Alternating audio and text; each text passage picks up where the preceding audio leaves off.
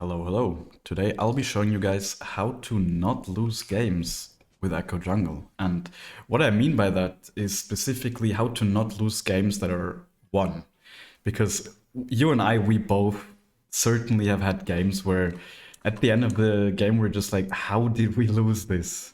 You know? And it just happens because this game, I can already tell you, it was a fiesta, right? And we always have these games where your teams or both teams are just so willing to fight all game that you just don't know what's going on. You just need to kind of slow the game down. And in this, I think this gameplay, it was not like the most dominant game I've ever played, but it was certainly a game where I think I was live streaming this game and I said that at this point, or like at some point, I was just making sure not to lose the game pretty much. So you can already see, right? Then literally kills the Kale, and then I think he chatted step up again, by the way, and then she did, so they just start trading again. And yeah, I think in most, like in these kind of matchups, you just need to assume. I honestly thought that the Silas would be starting Raptors as well. Wow, he goes really low. I did not know he goes this low.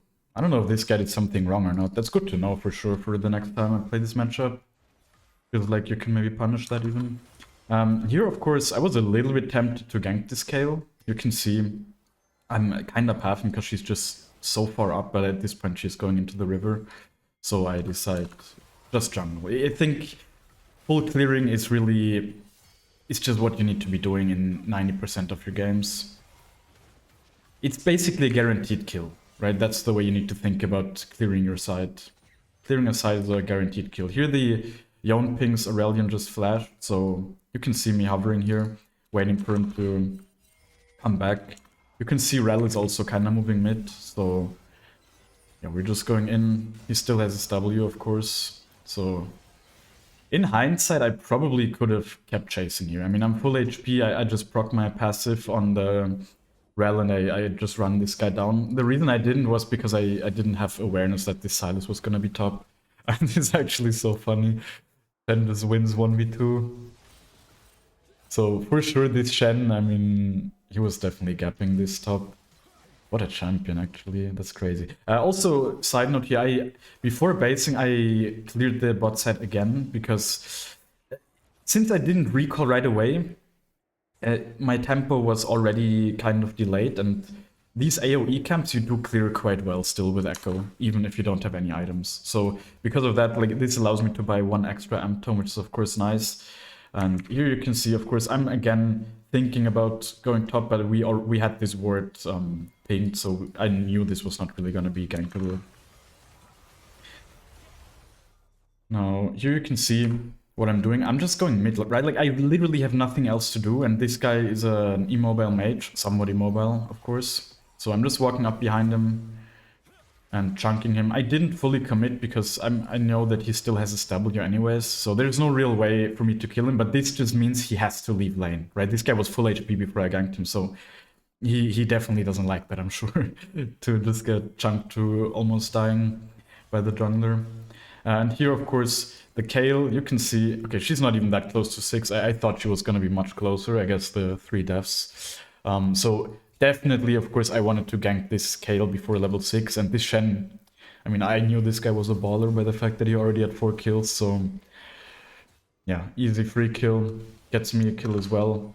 And now we also know that this guy is doing Drake, so definitely good time to invade the red. And of course this Shen, at this point it was honestly cyberbullying. We just kill the Kale again before she's even level 6. And here, small mistake, I mean, we saw this guy moving. I really just thought that I would get the recall through. I should have just went into this brush, I think then I would have gotten it through. So unfortunately I didn't. And could have actually ulted me. I don't know if he should have, to be honest. But yeah, of course, I die. This Shen, he also dies. So Aurelion is definitely a bit of a problem now, getting the shutdown of him here. By the way, did they increase Q range or something from Aurelion? I feel like his Q range is just so much bigger than I remember it to be. I don't know. You can see also, quite importantly, I think, I'm not getting baited into ganking bot lane here. for the simple fact that we have Melio. Melio is just no gank setup. We're never gonna really be able to gank these guys or like kill these guys unless they're already below half HP and massively overextended without vision. So much more consistent game play here is simply to take your jungle. At this point, maybe I could have looked to do something on bot as well, but of course I see this guy being low. Kind of unfortunate that I didn't reach him here, but of course I should have just committed now, honestly. Like I didn't really see that they were fighting. Guys, I'm just coming back to the game. My awareness is really not quite there. I could have also just flash eat over the wall and been like, instead of eating over and then flashing, I could have just flashed more here and then eat and I would have reached him, but at least we still get the kill, so it's still completely fine, of course. And here you can see me prioritizing the crab. By the way, I didn't even mention the rune setup. I'm going Electrocute and Sorcery second. I'm not really gonna talk too much about it. It's the rune setup I'm running in every single game. I might make a video on it, but I mean, I already made a video on it a while ago. Although, like, times have certainly changed a little bit since then. So I might make an updated video on this setup. But I'll have to figure out my sound before that. You can hear my room is really echoey right now, so I think for these kind of more polished videos, I definitely want the sound quality to be better. It's just my room that I'm recording this in is a little bit empty. Here you can see, of course, my team's fighting. So I'm moving there, but I already knew this was probably not going to be a fight where we really do much. So I just, you know, go in, ult out, yeah, it is what it is. So you can see, right, this is a fiesta. This is a 2 minutes, 2 kills per minute game, which is definitely not the average, at least not in this elo, which is like Diamond 1 Master. I mean, sometimes it is, of course, but I'd say most of my games are definitely a bit slower than this one. So this is why I say, look, like, the enemies are actually ahead in gold here. And for me personally, I felt like we were in a good spot here, to be honest, mainly because these champs are not too difficult to play into as Ekko. But overall, at this point, of course, this game is very much open to swing in either team's favor here with a big teamfight win. Again, you can see me prioritizing the crab over my topside jungle, also, of course, because the Drake is up here. I don't even remember what happened here. I think I just had to drop the Drake because my bot lane wasn't shoving, wasn't moving. Mid was, of course, also a bit weaker. So, you know, I could have certainly tried to steal it there, but this is just not wanting to lose, right? This is not wanting to lose. And then here, is my Q. I promise, guys, I'll stop missing my Qs very soon. Also, a little bit too far, stepping back a little bit too far here, but it's okay. Like, we're still doing very good here, of course. I invade his red again because I have the timer on it. This Yon's coming here, and here's a very important, small, like, mechanical thing. Bad ult, of course, a little bit unfortunate. I saw this guy having Yon ult, so literally, the first second I saw that in this fight, my mind was only on dodging this Yon ult. Literally, and this is why you'll see, I should have just ulted a little bit earlier here.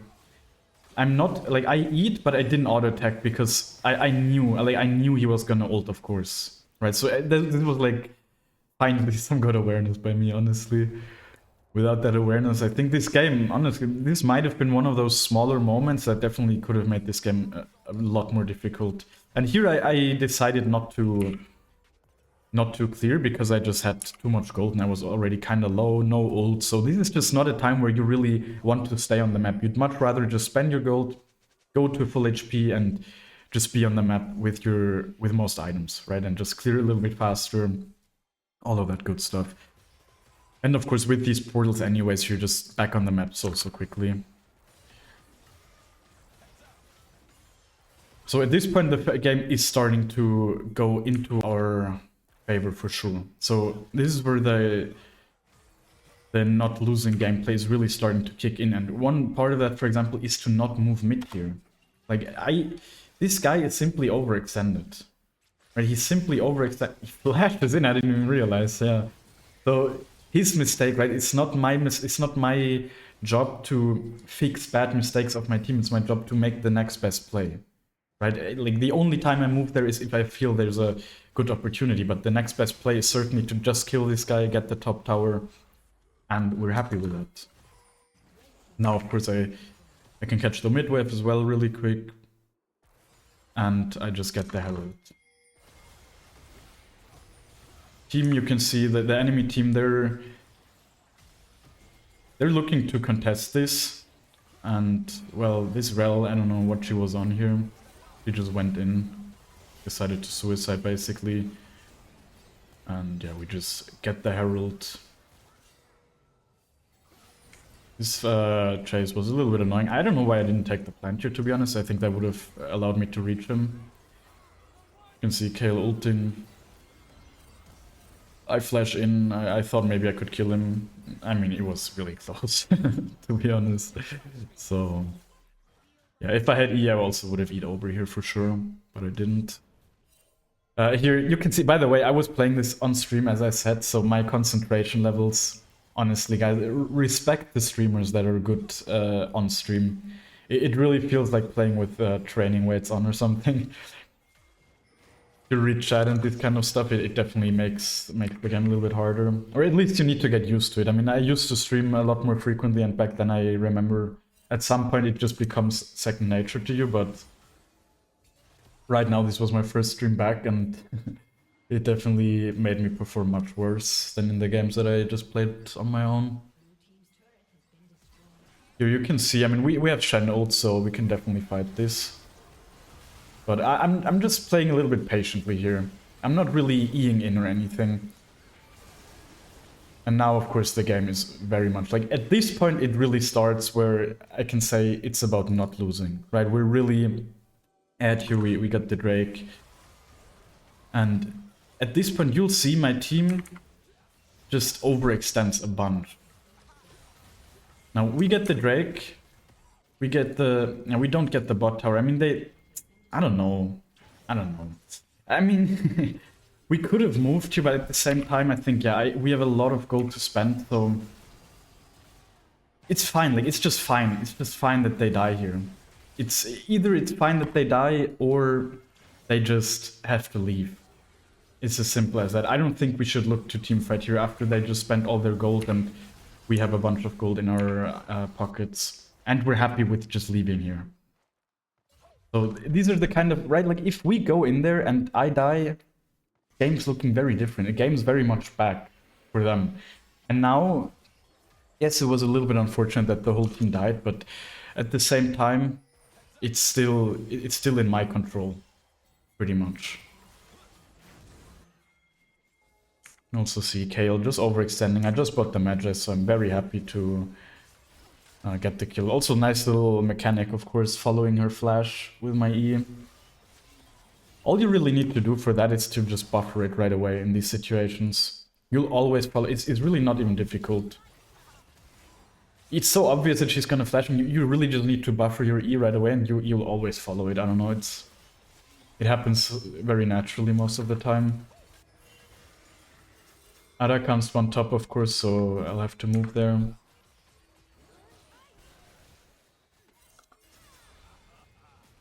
And here, enemies, they have Shen ult, so they just are going in. I'm playing quite slowly this game, I have to say, and I think since our Shen is never really with us being a normal frontliner, that's definitely the way I just need to play this game, not really going in all the time. Although their CC is certainly not that crazy. So now we just take the 1 kill. It's fine. Now we go back to Arakan. We don't overchase. You know, that's important. I think that's a very important part of not losing here. Is simply not overchase there. Take the objective that's literally free. That's quite good. Go back to jungling. I think I wanted... No, I mean, at this point I could have also based, honestly. I'm not really gonna get anything extra here. Except the Nidalee large rod. Yeah, here I was super close to reaching him with my E. Unfortunately, I didn't. Otherwise, definitely could have killed him, of course. And I think at this point, man, I really wanted that Yeah, at this point I definitely wanted the gold for Rabadons. Here, of course, this is a moment where it's a 2v3, so certainly a moment where you can lose, but I thought that we were strong enough to just fight it, and of course we were, so yeah, this extra gold's definitely much appreciated. Now this Vayne, I don't know what she was on here, to be quite honest, but it is what it is, right? Now I can buy 2 needlessly large rods. Quite nice. I'm of course Omega strong here. Get the Drake really quick, going out of base. And now this is what I'm saying, like, this is about not losing. And why am I going back to jungling instead of being with my team? For the simple reason that Shen is dead. My team, all they have to do here is just chill, right? But they don't want to. They want to limit test. But it's so good to just take your jungle here and wait for the Shen. Like, as soon as Shen is up, fine, I'm coming. I mean, he has ult, right? But I think what they're doing here is just limit testing. It's just egoing. And, you know, it works out. It works out. This Vayne, you'll see, she actually gets a quadra kill here. But it's not necessary, right? It's not necessary. It's a very volatile kind of play, let's say. It's not necessarily bad if it works out, of course, but it's not like good macro play to go there. And I'm just making sure that I'm basically keeping this guy down for the rest of the game, giving him absolutely no way to come back into the game, and of course getting myself so fat that no matter how hard my team ends, I'll still be able to make sure we win this game. So as you can see, I'm really just cleaning up this this guy's whole jungle. Now I'm of course getting my Rabadons, and we can look to, like, at this point of course I do want to play the game. So thankfully with the portals, I really don't have too low tempo here. I can definitely get to my team. Should have certainly went on the Aurelion right away here. My focus on in this game was terrible, I'm gonna say, overall. Like, yeah, I don't know. Playing on stream, it's really something you need to get used to. Of course, we can't really do Nash here with Emilio on 1 HP and Yone. Also, just not being a mega strong or anything. No IE. Does Yone even build IE? I don't know. So, yeah, just wait for people to come up. Of course, get the crab. I think here I probably just get the reps. No, I'm actually just getting everything here. Here I definitely could have looked to just group up with my team, but I can see Shen is recalling, so I'm fine just clearing these camps. Yes, it's 27 minutes. Of course, these camps don't have incredible priority, but they also only take me like 1 second to clear, right? So just do it. It's always better to just have them cleared in case something goes wrong, so that you at least have that gold. You know, that's kind of the point of this video, is to not get impatient and not like stop valuing farm just because the game goes late, because it's just so easy to take, unless you really need to go somewhere where it makes you lose a lot of time. It's completely fine to just keep farming. And of course at this point we just win the game. And yeah, it was I mean, as I said, it was really not the most dominant game, but it was a game where I think it certainly could have went sideways. Specifically, I haven't even mentioned, right? They have Kayle, they have Aurelion Sol, incredibly good scaling champions. So if we make any mistakes, you best believe they might get a shot at it. You know, this Kayle, thankfully, she didn't even reach level 16 here. And as you can see, I have 10 CS per minute, which was really just about not losing this game. Normally, you don't need 10 CS per minute. If you have around 7.5 to maybe even 7 and you get a bunch of kills, that's good. But in these kind of scenarios, I think just taking the farm, prioritizing the farm, also the enemy farm, of course, is just the most consistent way to not lose these games. So if you learned something new, if you enjoyed this video, be sure to leave a like, and I'll see you next time. Bye-bye.